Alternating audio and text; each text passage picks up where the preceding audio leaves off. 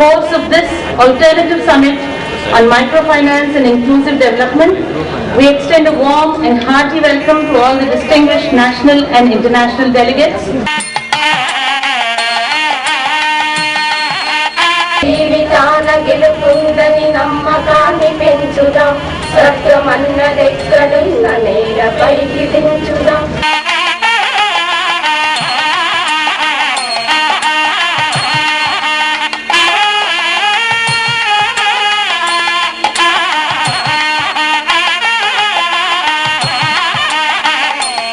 Ladies and gentlemen who have come here for the summit for 3 days, friends from the media, juncture where microfinance, the first phase of microfinance, the impact of it has been tremendous in the lives of the rural poor. We'll have to sustain this for the second phase, how we will take this forward. My request to Mr. Jairam Ramesh is I have written a letter to the Finance Minister and Prime Minister also. In terms of IKP group, like we do for farmers, reduce the interest what you are giving to these groups. Now it is 12 to 13%. And I assure this honest house, once Mr. Jairam Ramesh gets this interest reduced, I am ready to reduce it from 3% to less than this. I am ready to give it to the women. I nominated one MLC. We'll use the summit to understand and teach these principles, this new paradigm of development in universities and colleges. We have in our midst Professor Gary Fields, distinguished professor of economics from University of Cornell. Apart from the other distinguished delegates from 11 countries, Philippines, Bangladesh, China, Nepal, and Africa. The historic city of Hyderabad also welcomes you. And I now invite my co-host, Shri Vasmalai, the chair of INAFI Asia, to give his welcome address. Andarkum namaskaram.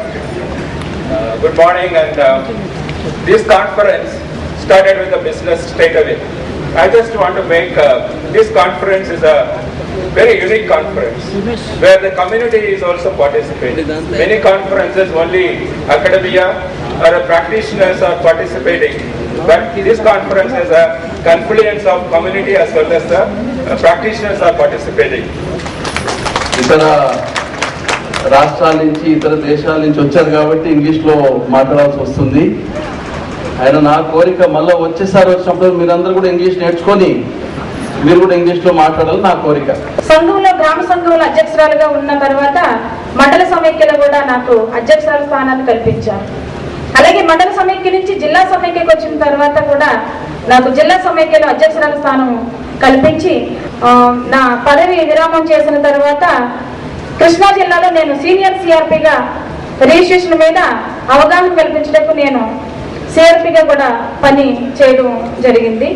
9 states in India are performing so wretchedly, including some of the states which have done a great deal of good work in SDG movement in multi-dimensional human development indicators. It's a paradox. The Andhra Pradesh Human Development Report says our human development indicators are in pits, worse than Sub-Sahara. So this is so therefore a multi-dimensional attack is required. Not selling Zinda test is not a statistical analysis of some figures that are put out. It is a field research and there is fantastic subcritical funding, zero recoveries.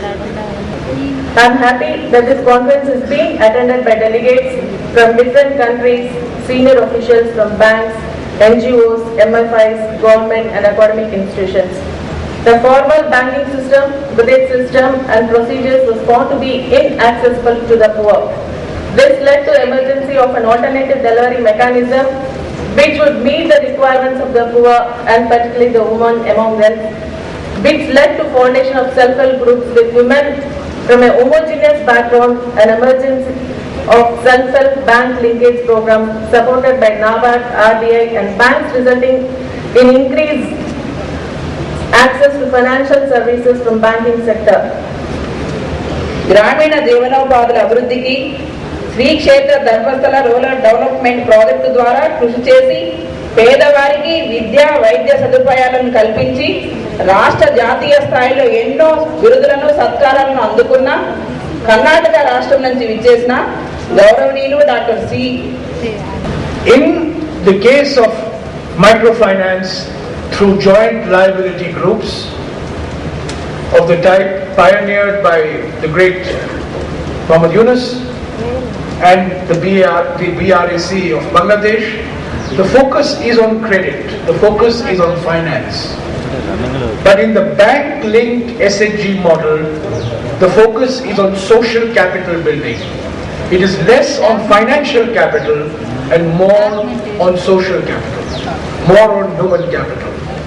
And there is a fundamental distinction between the two, and therefore I expect henceforth that SHGs will get loans from banks not at 12% but at 7%.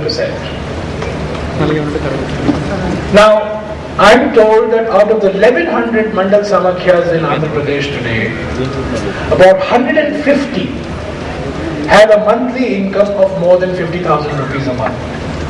I think as a strategic objective, Andhra Pradesh should set itself the target that at the end of 5 years, all Mandal Samakhyas should have a monthly income of 50,000 rupees or more, with the bulk of the income coming from non-interest earnings.